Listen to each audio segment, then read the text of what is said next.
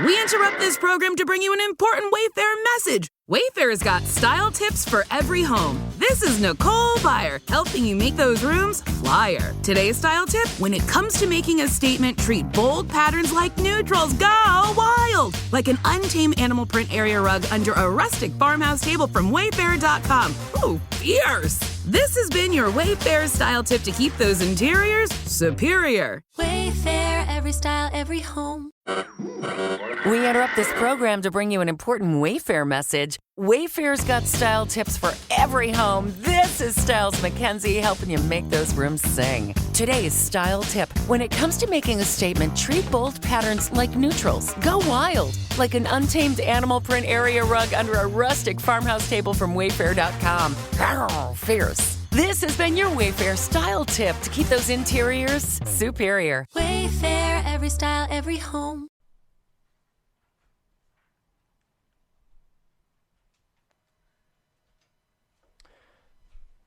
Last time in class, we finished off with the humanistic perspective. And so then the next perspective that I want to tell you about is the trait perspective.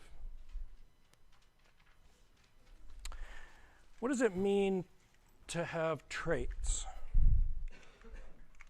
What is a trait? It's a characteristic, yeah.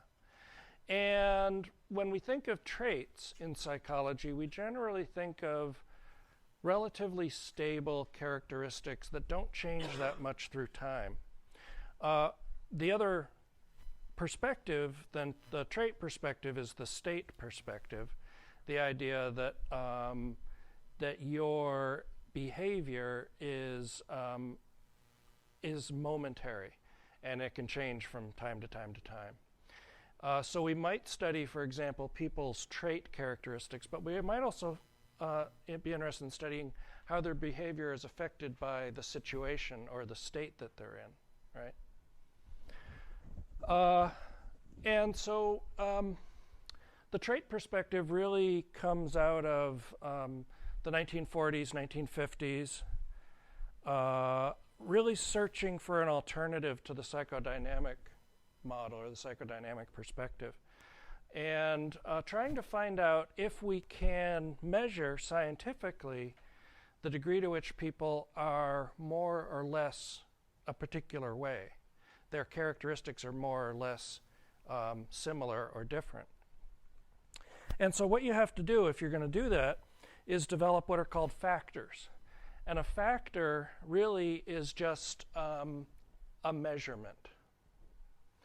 And one of the factors that, one of the original factors for personality was Eysenk's introversion and extroversion.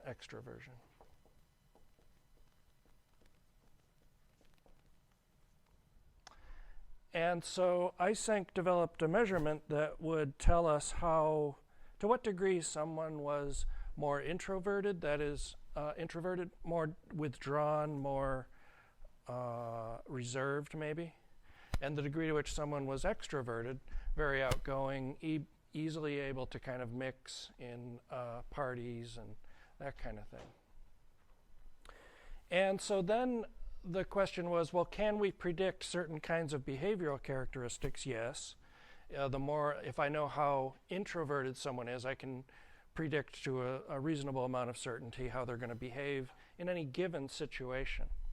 So all things being equal, someone who's more introverted in one situation is going to behave more reserved and more withdrawn than someone who's extroverted in that situation. Yep.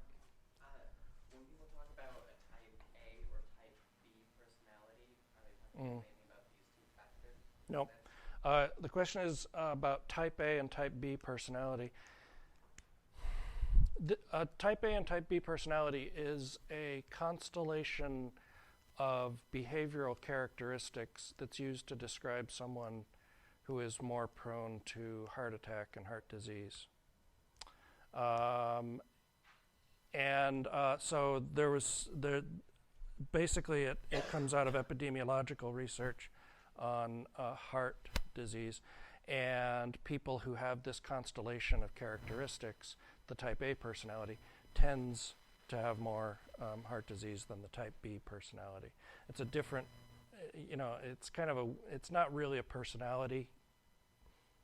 It's not considered part of the personality measurement perspective that psychologists generally use because it's got so many factors in it. It's not very useful to lump all that stuff together and say type A. You can't predict their behavior that well, but you can predict the likelihood that they'll have heart problems. Yeah. So this is one factor, introversion, extroversion. Eysenck then added a second factor which helped predict behavior more. Stability and instability. And so what he came up with was a way to, based on where you scored on each of these factors, it would kind of put you somewhere in this dimensional space.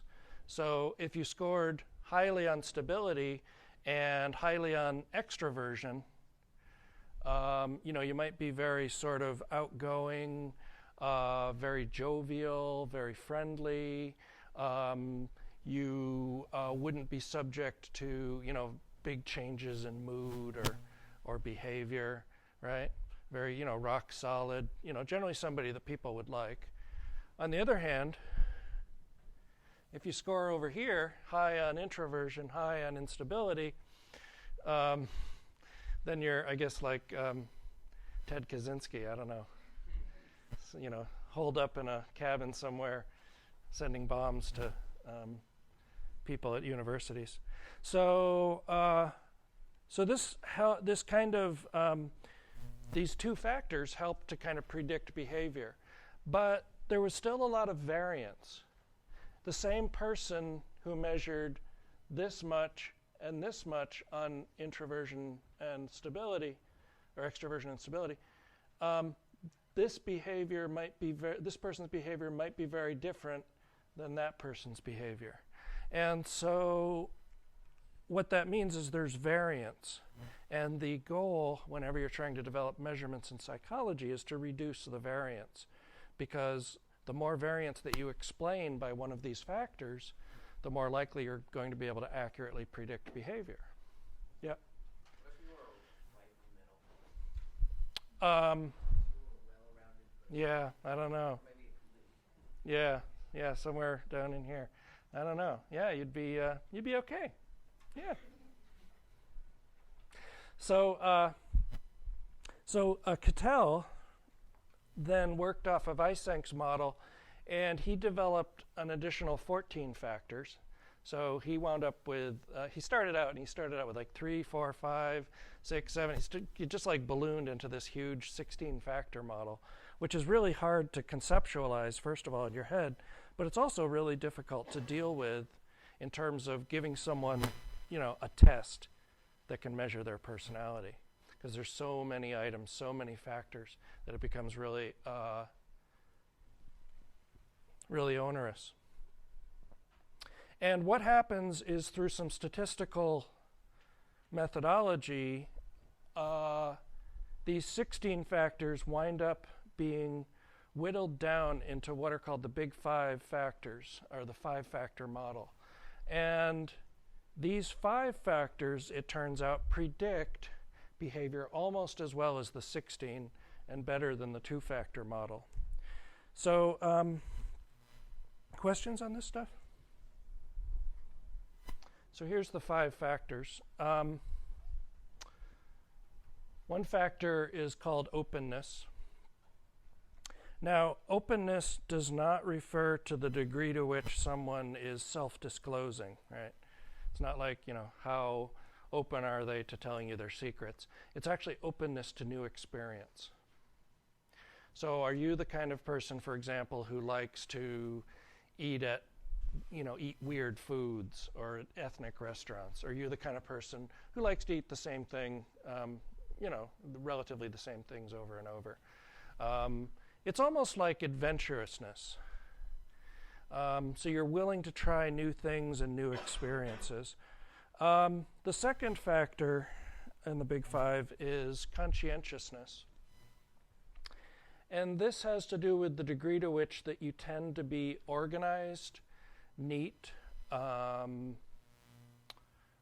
predictable in some ways, right? So if you're high on conscientiousness, you're very organized. If you're low on conscientiousness, you're going to be very disorganized, very messy. And the third factor is one of Eysenk's original factors, extroversion. We talked about that. Fourth factor is agreeableness. And agreeableness basically has to do with how likable are you to other people? How friendly are you in situations? How easy is it to get along with you? Do you put barriers in the way for people to get along with you? Some people do that.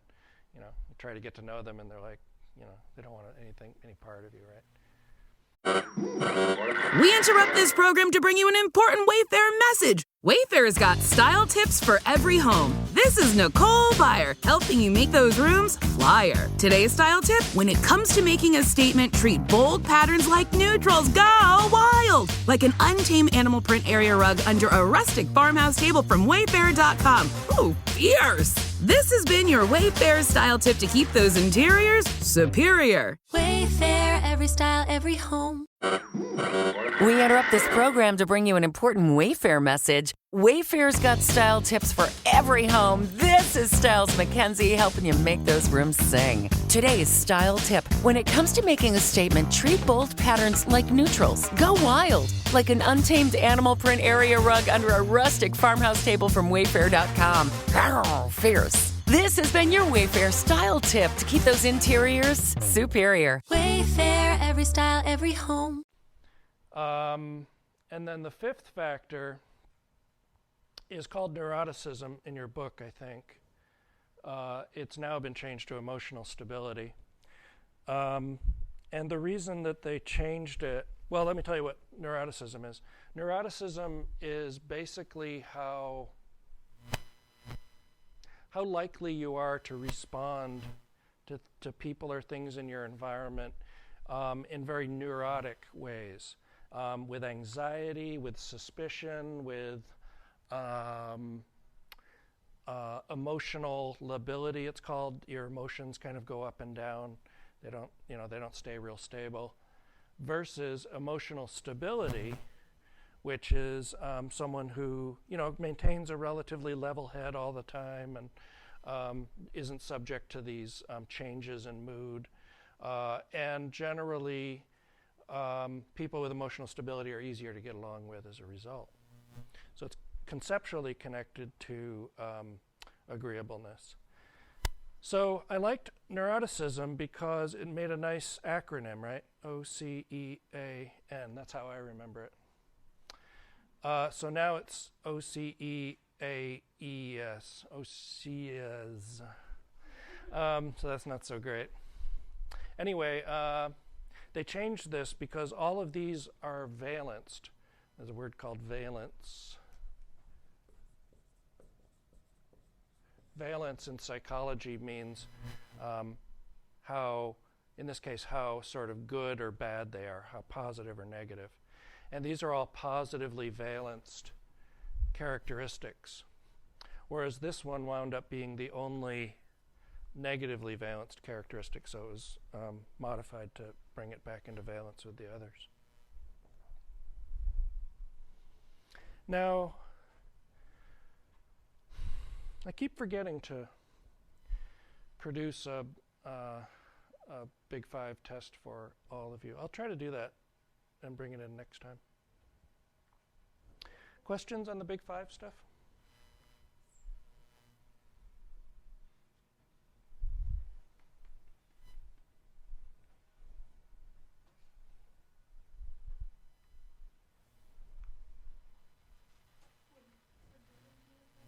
Would what?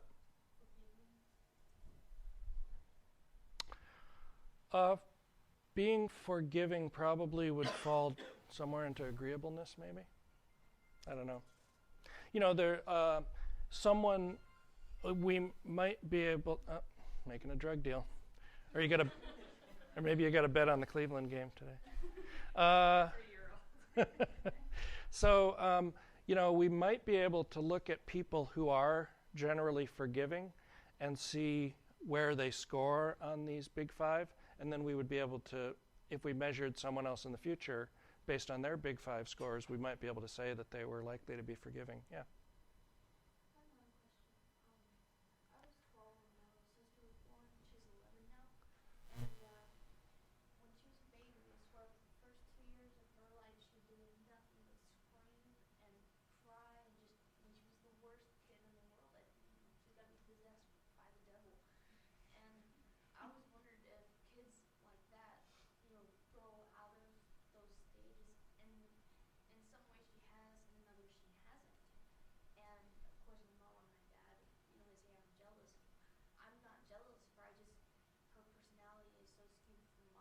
Yep. Yep. She's so emotionally stable and set in her ways. But she's really that spoiled little kid still. You know, I was just wondering if that's my perspective or. Right. So her behavior, you're talking about your sister's behavior, who's younger than you. Her behavior in that way is generally referred to as temperament. When we talk about children's behavior, we talk about temperament. And there is some relationship between temperament as a child and behavior as an adult, but I don't know what the relationship is. I think your book will talk about it, or maybe did talk about it in the development chapter. You might go back and review the development chapter on temperament and see what the research says about temperament as a child versus as an adult. I just don't know what it is. Yep. Nice child, nice baby, you expect them to grow up and be a nice person. Good. I'm inclined to think that's not necessarily true, though. Good. I mean, that's kind of Uh-huh. well, I mean, I was nice to people, but I was really like in your face and like did whatever I wanted to do, and you know, my parents were fine with it because they kind of like sensed that I just needed to just do it, and I grew out of it. Yep. But other parents were like, "Oh my God, your daughter is uncontrollable," and then now they're like, "Oh, it was yesterday," and I'm like, "Oh, okay." Yeah, so you've changed a lot over the course of the years. And so that kind of brings up the question that one of the controversies we talked about earlier in the chapter was the idea of stability versus change.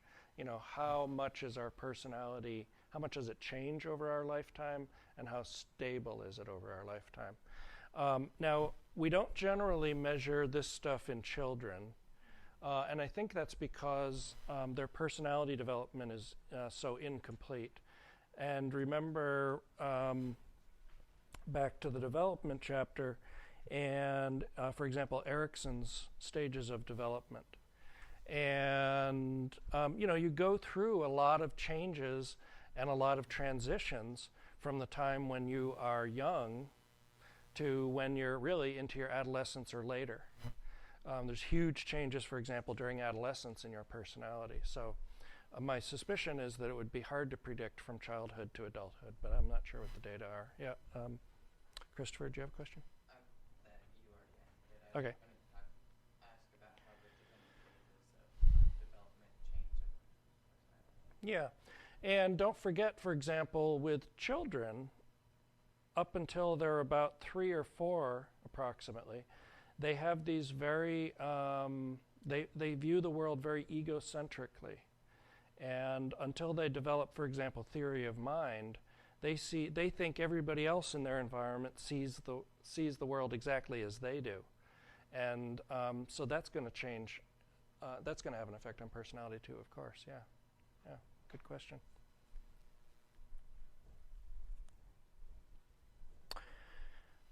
Okay, so far we've been talking about the idea that we have these relatively stable characteristics that can help predict our behavior in situations. And so then that brings up the issue of the thing is that we have personality, but it doesn't fully explain the variance in behavior across situations, because you have a relatively stable personality, but in the classroom your behavior is quite different than your behavior at a kegger party, right? What do you kids say these days? What do you call a kegger party these days? A rager, okay. When you're hanging out at a rager, you're not the same person almost as you are in here. Partly maybe due to the alcohol consumption, but and the alcohol disinhibition effects, right? But to a large degree, you behave very differently. So then this brings up the issue of the relative influence of situation and disposition. And so that's the root of what's called the social cognitive perspective in psychology. And the social cognitive perspective recognizes that, yes, we do have individual differences. And individual differences is almost like a code word for personality. You are each individually different because of your personalities. But the situation has an effect on how you behave or how you respond to any given stimulus. So then what comes out of that is the idea that it's not a simple relationship. It's not that the personality determines behavior or the situation determines behavior, but rather a particular personality in a particular situation is going to behave differently than another personality in that situation, or vice versa. If you're in different situations, you're going to behave differently. So there's an interactive effect. They interact together to result in complex behaviors. And so when we think about behavior, we think about the self, and we've been talking about personality in terms of the self, identity, who you are. We interrupt this program to bring you an important Wayfair message. Wayfair's got style tips for every home. This is Styles McKenzie helping you make those rooms sing. Today's style tip: when it comes to making a statement, treat bold patterns like neutrals. Go wild, like an untamed animal print area rug under a rustic farmhouse table from Wayfair.com. Arr, fierce. This has been your Wayfair style tip to keep those interiors superior. Wayfair, every style, every home.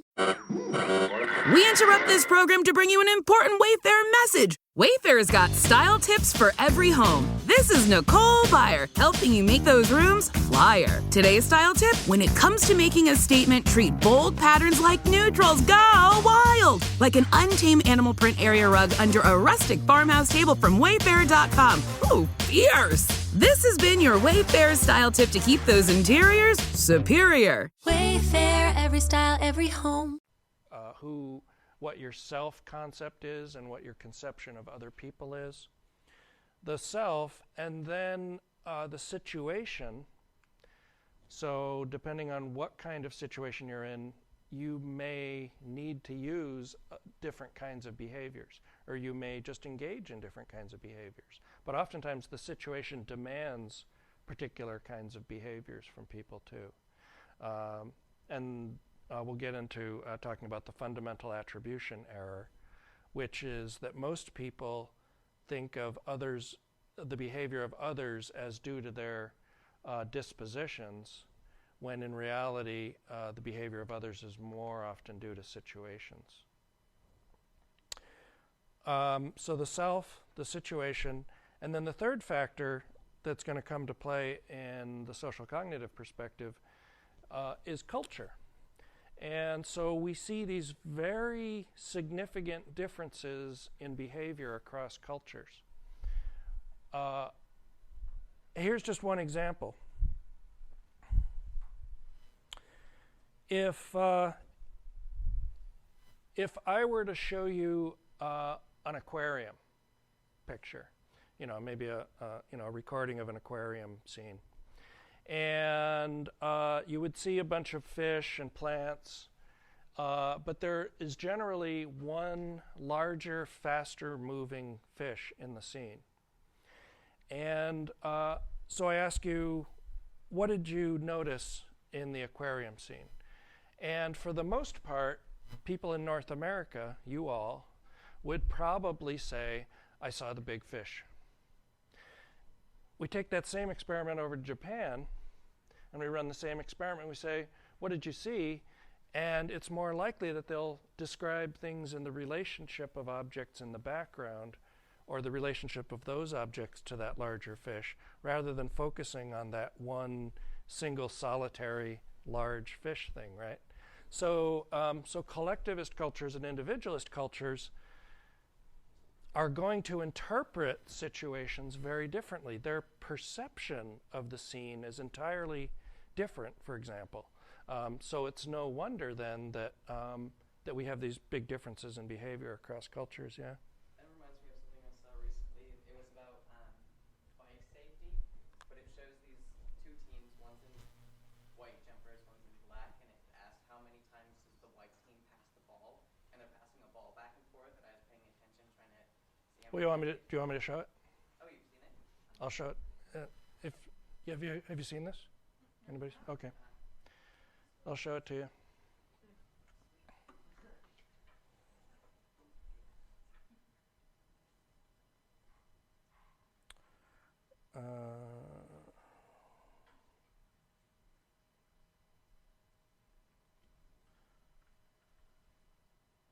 So this is a little video clip, and it'll ask you to engage in a particular task. And just follow the instructions.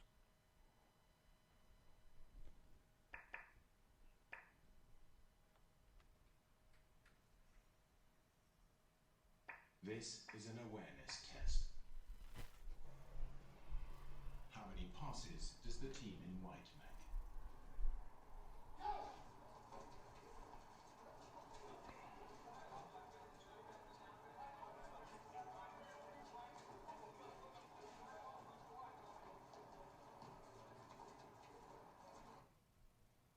The answer is 13. How many got it? Most everybody. Yeah. Did you see the moonwalking bear?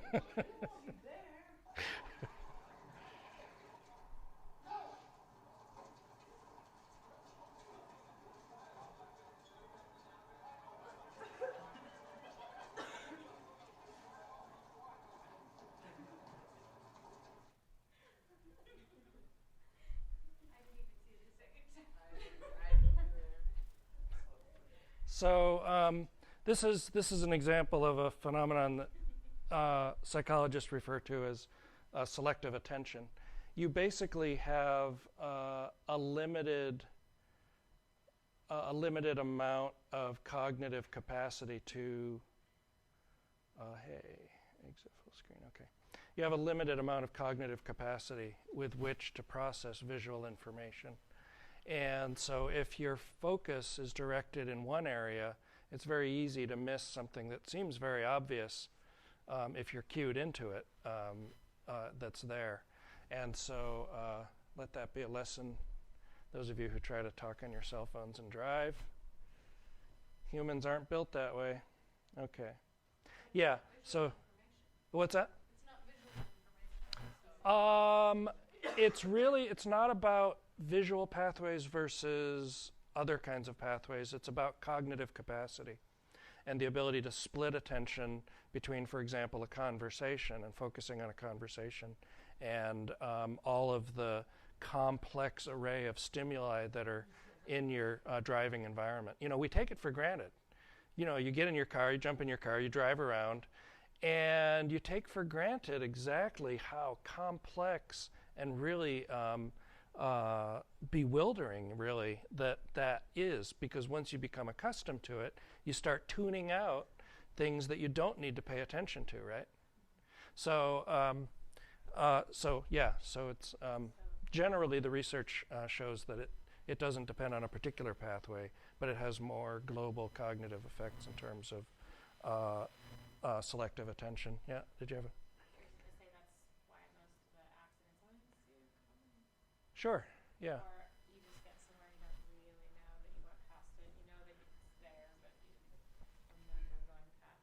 Yeah. the building. Yeah. That time. Yeah. So if I were a dispositionalist and I played that first clip for you and you didn't see the moonwalking bear, I could say, oh, you're a bunch of lazy slobs for not noticing the bear. But really, it's the power of the situation and affecting your ability to collect all that information and to process it effectively, right? Yeah. Would that have a different outcome if they didn't say how many passes, if they just had you just watch it? Yeah. Do you think people would Yeah. just say? You have to make yourself cognitively busy in order to cause that selective attention deficit. Yeah. Yeah. Okay, so here's a couple of individual difference variables that are kind of interesting. This is among hundreds or thousands of individual differences that we can measure. One of them is known as locus of control.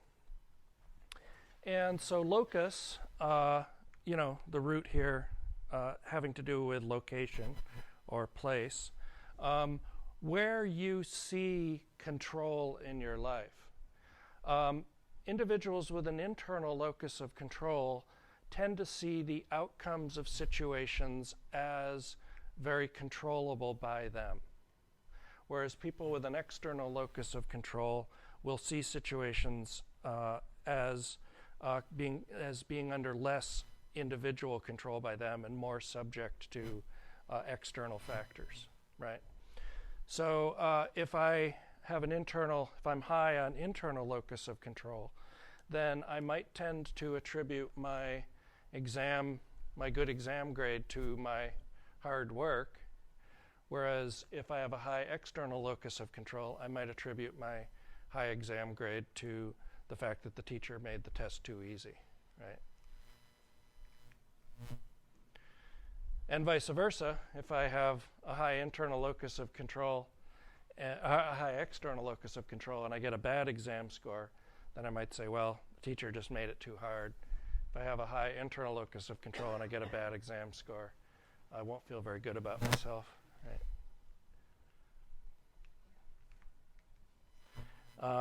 And then what's going to happen is there's going to be another factor that's going to come to play here, which is self-serving bias, and we'll talk about that later. Okay, so another one that I like to talk about is optimism. People differ in optimism, not necessarily so much in how broadly optimistic or pessimistic they are, but what's more interesting is a couple of types of optimism. Psychologists can measure the degree to which that someone has a high level of realistic optimism or a high level of unrealistic optimism. And here's what happens. People with a high realistic level of optimism tend to not take as many risks as people with high levels of unrealistic optimism. So when we look, for example, in experiments on undergraduates, those that are sexually active, high levels of unrealistic optimism is correlated with unsafe sex practices or sex practices that particularly have to do with not using effective contraceptive methods.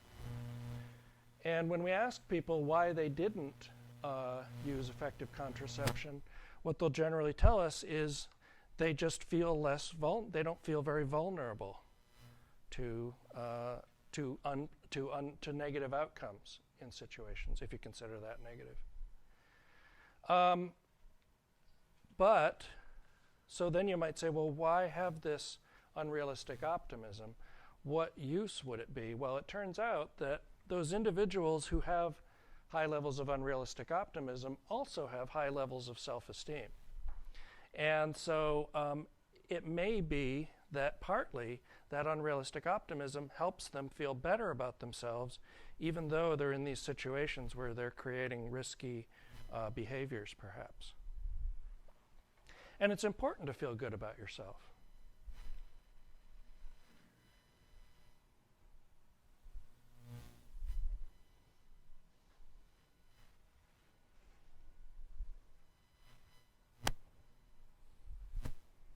So where would pessimism fit into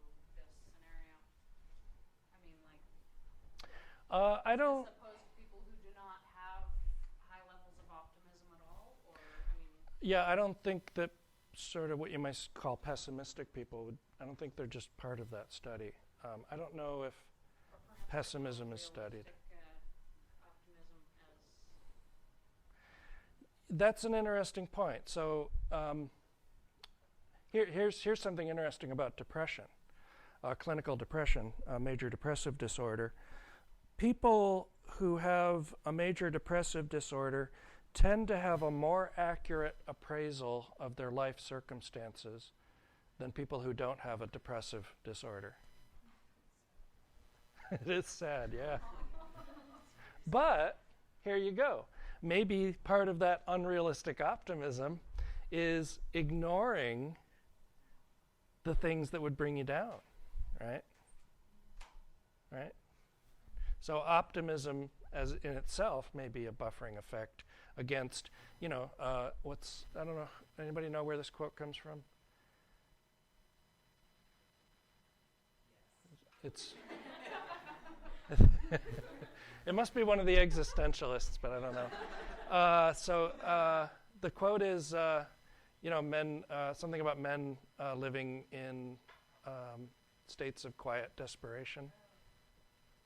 Is that Emerson or? No, he's a transcendentalist, wasn't he? Yeah, I don't know. So anyway, so this idea that, the world is really a tough place to be. And it's not always a really pleasant place to be. Think about now in our current situation where we've got a planet that's heating up, we've got wars active, genocides going on in the world, our economy is going down the tubes.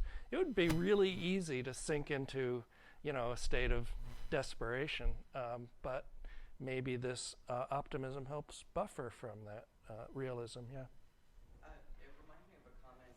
A friend of mine, she was overly pessimistic, and I asked her why, and her response was because if you're optimistic, you have room to be disappointed all the time.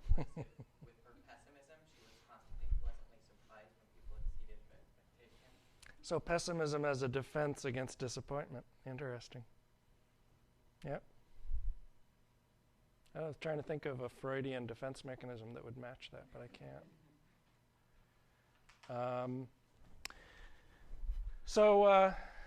You know how I like comics. This is perhaps a good illustration of unrealistic optimism.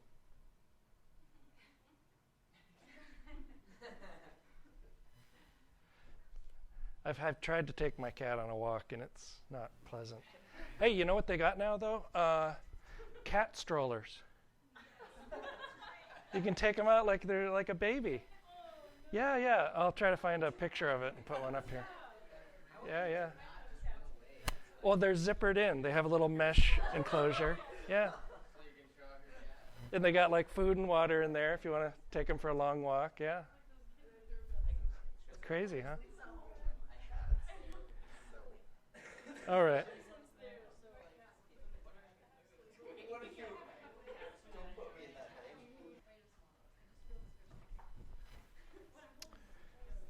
So, use a stroller. Don't use a leash. Leashes don't work. Okay, so now I'm starting to make a bit of a bridge from personality psychology to social psychology. Oftentimes in academic programs, like in graduate schools, you'll see personality and social psychology in the same area together. And that's because the more that we study personality, the more that we study the situation and the power of each of them, we see how complex the relationship is between personality and situation in terms of determining behavior. So this comes under the broad category of what's called social cognition. So how we think about ourselves and how we think about other people. One of the biases we have, you remember when we talked about cognition, And we talked about biases, which are like filters. They help us, they're filters through which we see the world and filter out information that we don't want to pay attention to.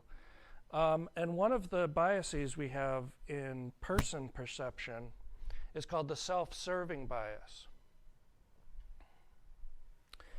And so here's how the self-serving bias works. Basically, we like to feel good about ourselves. We like to maintain a high level of self-esteem.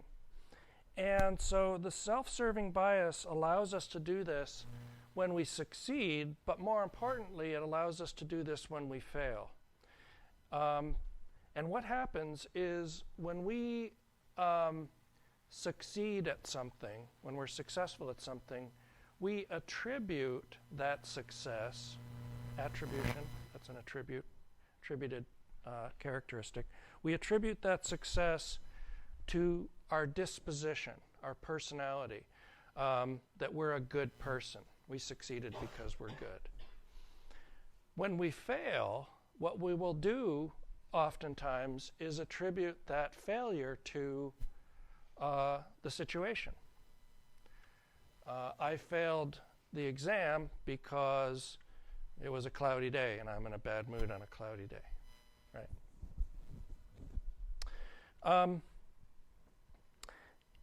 The thing is that this not only works for individuals, but it works for groups. So our in-groups, people who are more like us, we will tend to attribute their success to their disposition. So the Red Sox beat the Tampa Bay Marlins in baseball, and they did that because the Red Sox are a good team and they have good team cohesion and good coaching, right? But at the beginning of the season, the Red Sox got beat by Toronto. They got swept in 3 games. And I think the Red Sox lost because it was just the beginning of the season, and they're not used to playing in these dome, these big dome things. They like playing outside, right? So the situation allows me to explain the failure and not have it fall on the self, on who I am as a person, right? Now, here's what happens with other individuals and other groups. We not only explain our successes to our disposition, but we will explain other people's successes as a result of the situation, and other people's failure as a result of their disposition, right? So the Yankees beat the Red Sox because they got lucky that day. But the Red Sox won because they're a better team. They beat the Yankees. And so here's kind of how it looks if you graph it out. Based on who is winning or failing, the attribution falls on disposition or situation. So when we succeed, we tend to attribute it to our disposition. When they succeed, we attribute it to the situation, right? And this is all tied into something broadly known as just world beliefs. Just world beliefs is the idea that good things happen to good people. Bad things happen to bad people. See? We are good people, right? They are bad people. So in this way, it allows me to always kind of feel good about myself. It's a good thing. Except that, a lot of the time we're lying to ourselves when we do this, right?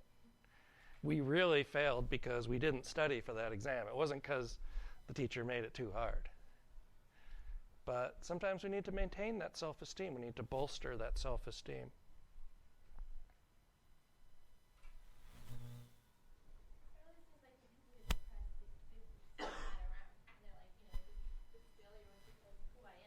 And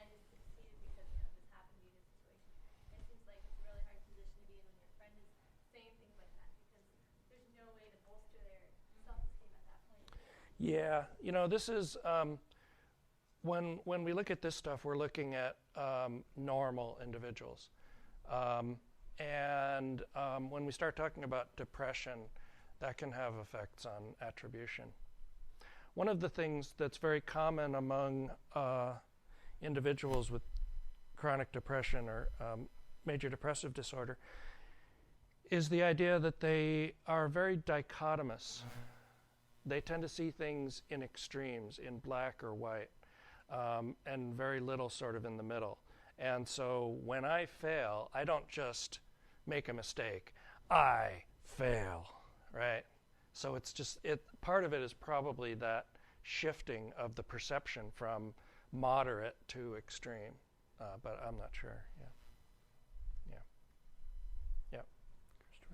One of the things that this makes me think of, the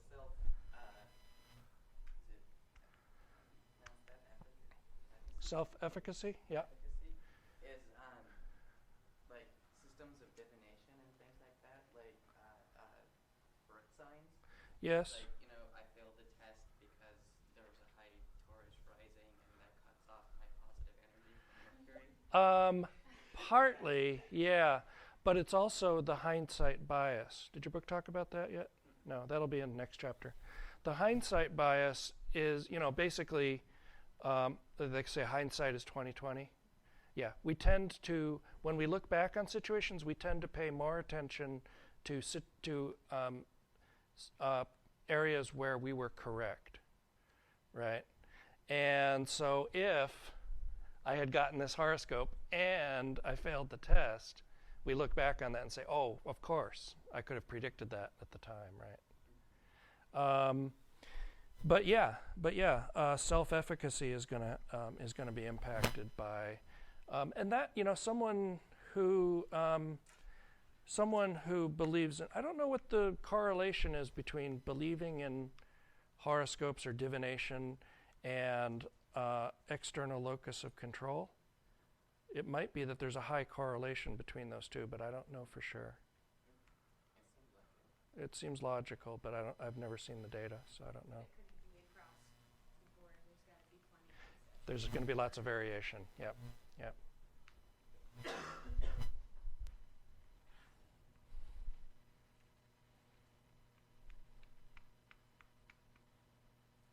One of the things that we will do sometimes is we will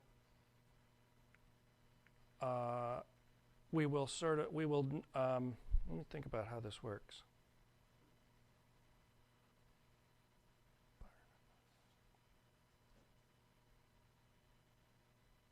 I can't, I'll talk about it next time. I have to refresh my memory on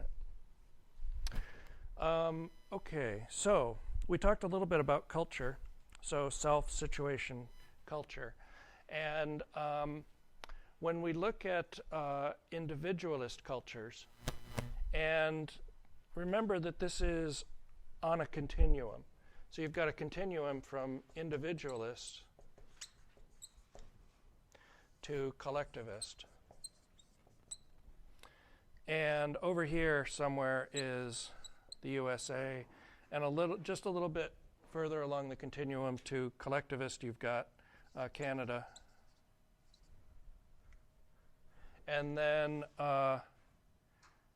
out here somewhere is the poster boy for collectivist cultures, which is Japan. And a little bit more individualist is Korea, and then China, right? So East Asian versus North American is how we typically break out collectivist and individualist cultures.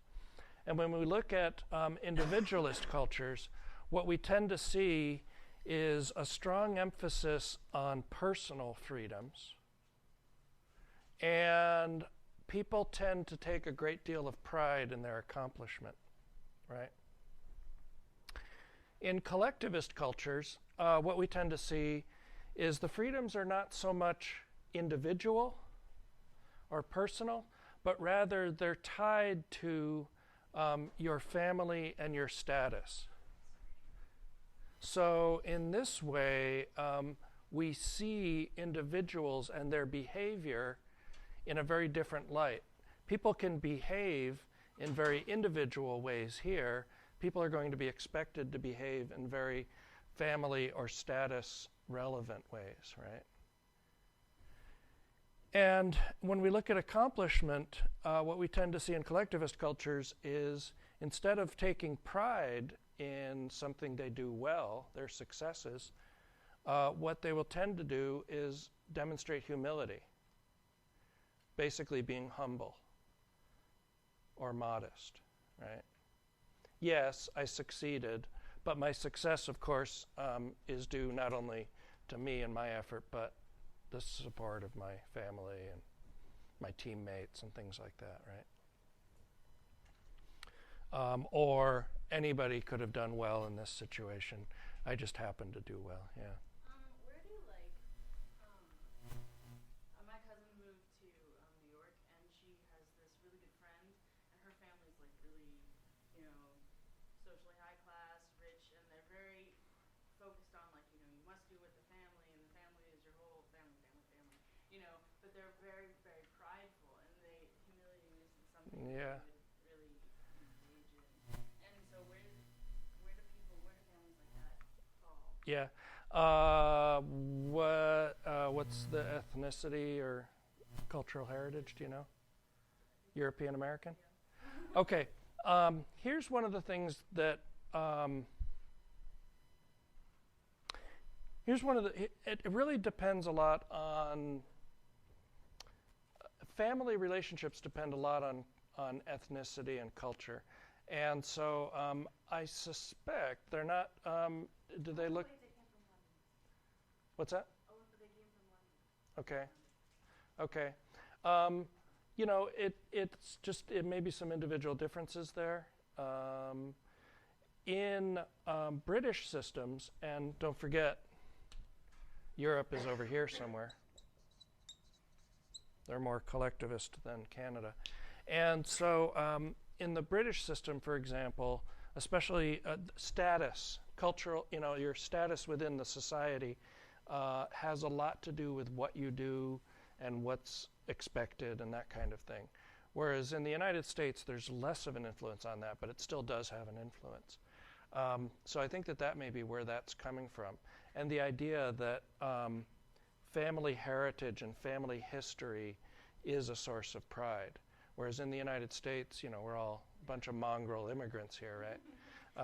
And so there's less of that kind of characteristic. But I'm not sure about that. Yeah. Yep. So what about somebody who, my boyfriend is Albanian, and he was a refugee. He was, 16 years old, and they were rescued. And his culture is very, very family-oriented, and it's more collectivist. But what about they raised half their life there, and then they move and finish the rest of it here? What happens then? Good question. Here's what happens. And this is data from. Let me do one more thing, and I'll talk about that. So self-esteem, as we said, is one of those things that we generally think of as being a good thing. And so if we think of North American individuals versus Japanese individuals, one might tend to predict that Japanese individuals have lower self-esteem because they tend to be more humble, right? They tend to be more self-effacing, more modest, tend to attribute successes to other people in their environment as well as themselves. But it turns out that that's not the case. And here's how this works out. Your self-esteem has to do with you feeling good. I am a good person. But the thing is that good in North American culture is very different than good in Japanese culture. In North America, we consider being good as having a high sense of self-regard and and telling people that. You know, I'm doing a great job teaching my class using psychophysiology laboratory exercises, right? I didn't mind going to the public relations office and saying, hey, look at me, write a newspaper article about me, right? But in Japan, when we look at what self-esteem means, being good is very different. Being good means having sort of a self-critical attitude or a humble attitude toward the self, and telling other people that you have a self-critical attitude. So can you imagine, you know, somebody from Japan coming here and saying all these self-critical things about themselves, and you go, I think you need to go to a counselor and work on your self-esteem, right? No. So this is research done by Steve Heine, and I worked with Steve at the University of British Columbia. And he looked at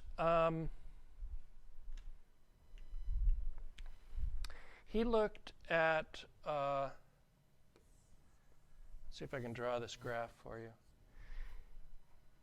He looked at self-esteem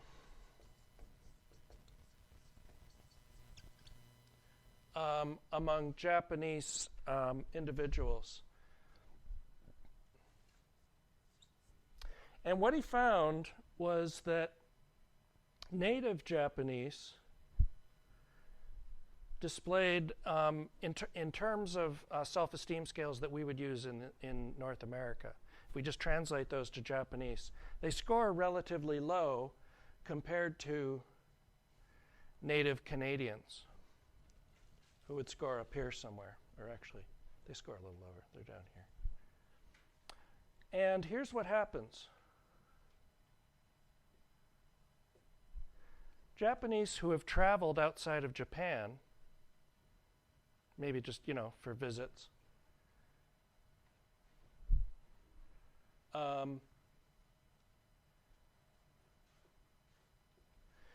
Japanese who emigrate, I guess the word is, right?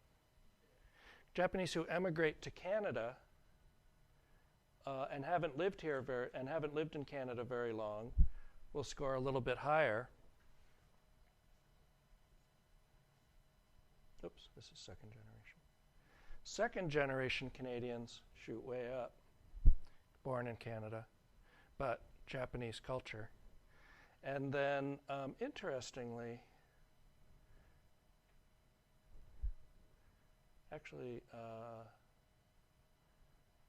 these wind up a little higher than native Canadians. So exposure to North American culture changes the conception of the Japanese individuals in terms of self-esteem, what self-esteem means, what being good means, right? So yeah, culture, you know, does have an effect even if you're not living in it. Yeah. Would it be true to say then there's big differences in individual differences in this concept then, even in people from the same culture? Oh yes. So the way they express themselves, you know, to other people would not be necessarily across the board meaning the same thing? Yep. There's always more differences within groups than there are between groups, typically. Yeah. Yeah. There's more differences within sex or gender in behavior than there is between men and women. There's more variance within women or within men than there is between men and women. So, yeah. We typically get those kinds of results. Yeah. Okay. So how is it then, what kinds of factors will have an effect on behavior? In intro psych, one of the things you saw, hopefully, was the Bobo the doll experiment. Did I show you that clip? Yeah. Those of you who weren't in the class, maybe you didn't see it. But here's essentially what Bandura did. He took children and exposed them to, showed them an adult who was modeling violent behavior toward this inflatable doll that was called a Bobo doll. And you would knock it down and it would pop back up. And when the adults modeled violent behavior toward the doll, children who watched that were much more likely to engage in aggressive and violent behavior with the doll, and were more likely to use new ways of being aggressive toward the doll than were children who watched an adult play non-aggressively with the doll. So, so the situation has an effect just in the aspect that when we observe other people around us, that provides a cue for us to change our behavior, or in what way that our behavior would be appropriate or inappropriate. Also, cognitive demands. So the selective attention test that I gave you was a good example of the idea that when you're cognitively busy doing one thing, it's hard to do other things at the same time. And what'll happen is if your environment is very, if the situation is very stimulating and you need to pay attention to a lot of things all at once, your ability to think and make decisions is going to be impaired. And so then you're going to use cognitive shortcuts to make those decisions, like heuristics, and we'll talk about those in the next couple classes. We know that crowding has a big effect on behavior. Both crowding and heat increase aggression. Okay. And over the next couple of classes, we'll be talking about a couple of different aspects of social behavior. One is called bystander apathy. And bystander apathy happens when someone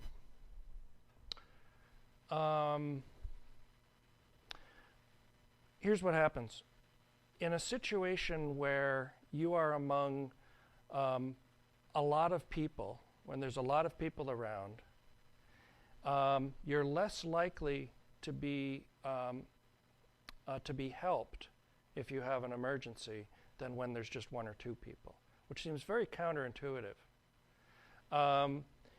And also, another thing that plays into bystander apathy and is a huge influence of the situation on behavior is conformity. The idea that we tend to conform to the behaviors of individuals around us. And then also obedience, which is the idea that we tend to look toward authority figures for cues about how to behave. So we're always looking out there in our social environment trying to figure out what's the right thing to do, to a large part based on what other people are doing. We're very social animals in that way. Let me show you, yeah. Conformity is you basically behave in the same way as somebody who's Either the same way as the authority figure, or you take directions from the authority figure. Yeah. And we'll look at at a couple of experiments in that regard. Let me show you a little, just before we go there, let me show you a little video clip that'll demonstrate the power of the bystander apathy effect.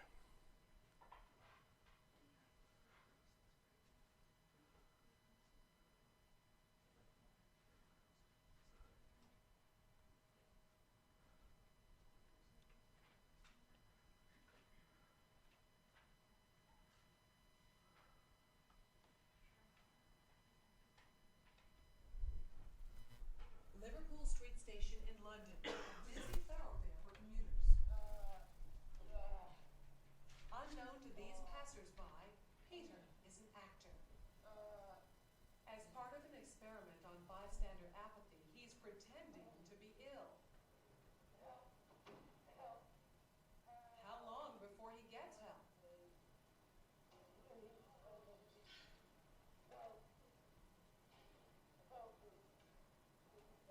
Helping would be inconvenient or even risky. He lies there for more than 20 minutes and no one raises an eyebrow.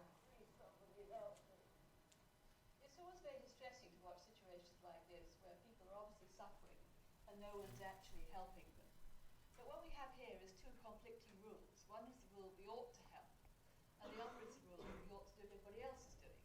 And here you have effectively a group of strangers who are exerting the pressure not to intervene, not to help. And it's very difficult to rebel. Ruth, another actor, takes Peter's place. How long before she receives help?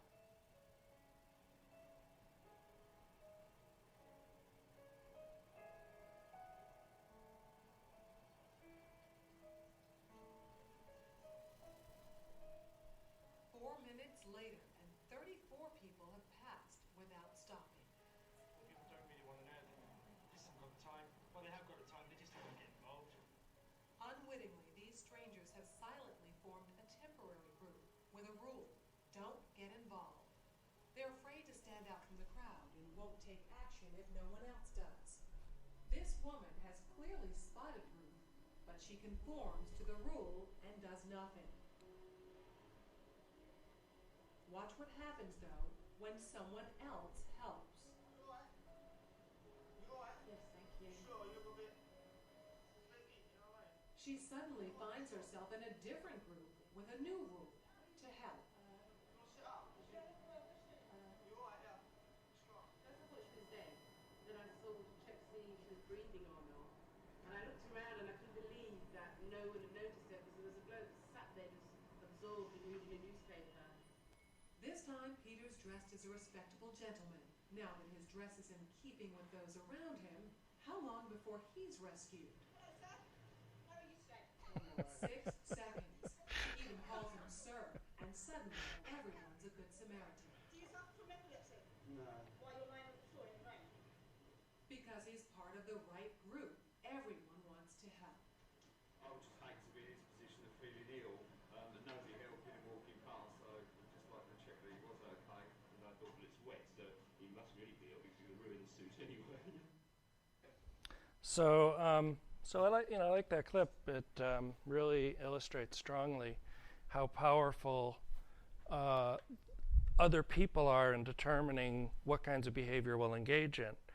And most of these people probably, most of these people looking at and saying, why didn't these other people help? They probably made dispositional attributions.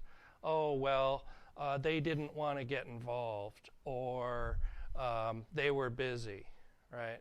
As opposed to the power of the situation on behavior. Yeah, a question. Is it just with strangers, or is it even within, because that happened to me personally in an office where I knew everybody. I laughed and conversed with everybody, and I passed out on my desk. I think they thought I might have been sleeping. I don't know. Yeah. But finally, one of the office women just happened to come over and just do something, and all of a sudden, everyone was calling 911. Everyone was Yeah. doing it. But is it typical? Yeah. Here's what happens. Personally, like intimate. If we're talking small office space. Yeah.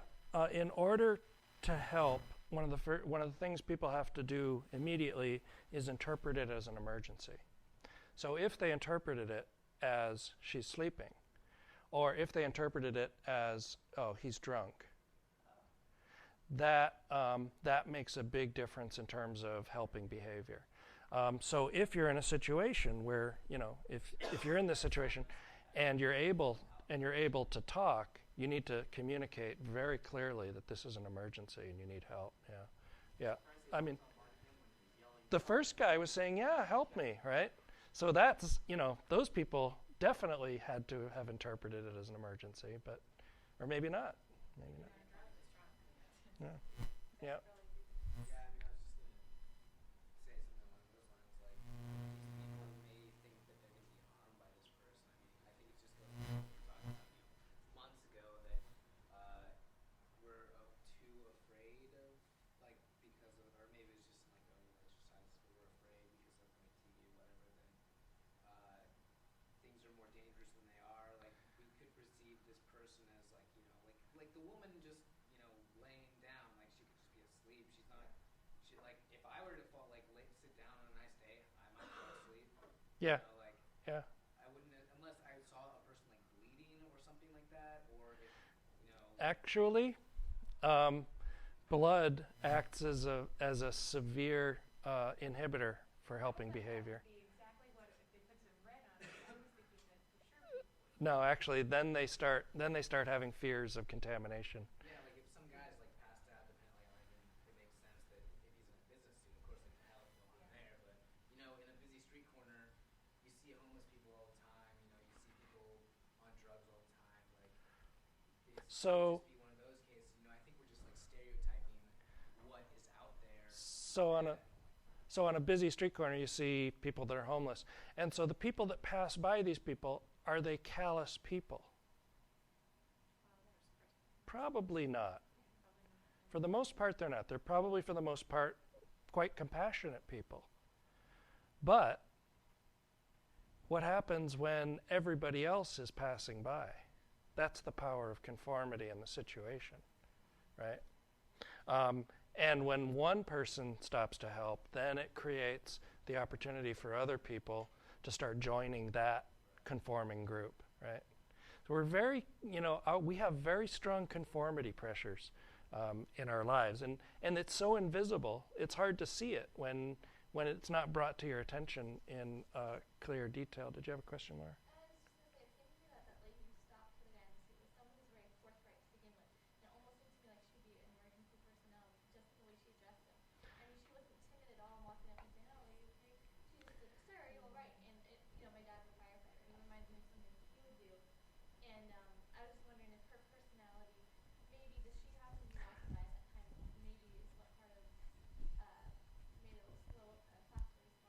So if your dad stops because he's a firefighter, is that because he's stopping because of his personality, or because that's his role?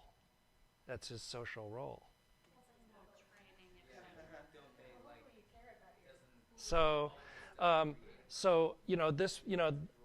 This woman who stopped may have been exceptional in some way, and so this isn't obviously a controlled experiment where we've got lots of subjects and things. So it may have been an anomaly, but typically that kind of situation, if someone is an expert, oftentimes they will step up more quickly than other people. But yeah. Hold on a second. Yeah. Oh, that's a good question. So if you run conformity study, yes, actually collectivist cultures exhibit higher levels of conformity than do individualist cultures. Even in the same situation, because it seems like with that pride of like being with each other, that they would be more apt to go help. Right. That's a good question. I don't know if something like if they've done something like this in collectivist cultures, but I think the conformity pressures to not act would actually be quite high. Plus, you've got the what do they call them? The briefcase men, or you know what I'm talking about? Salarymen, yeah, in Japan. And so these are people who, you want to say what salarymen are? They're people who basically office workers, and they work so hard that they're exhausted when they go home, and sometimes they'll just fall asleep on the subway, and they'll be riding the subway all night long with their briefcase. And they'll wake up in their suits and go to work the next day, right? And so maybe, in those kinds of cultures, that's normal to see someone passed out on a subway. I don't know, yeah. I was just going to ask that culture. So, yeah, so normality within cultures is probably going to have an influence too, yeah. Okay, yeah, before we take off today. I was also wondering if maybe, besides just culture, like area, like in an urban area where there's so many people, you kind of get like a whole rat race thing going where you try to not see everyone because it would drive you crazy. Yes. Whereas if you're in a rural setting, yes, it seems like you might be more apt to pay attention to the individual. Yes, yes. Again, essentially the size of the crowd is diminished in rural areas. Yeah, it does work differently in rural areas. Yeah. Yeah, and they tend to, rural residents tend to have more of an interdependent kind of existence too. So, all right. So I'll see you all next week, huh? Thursday. Yeah, pray for good weather.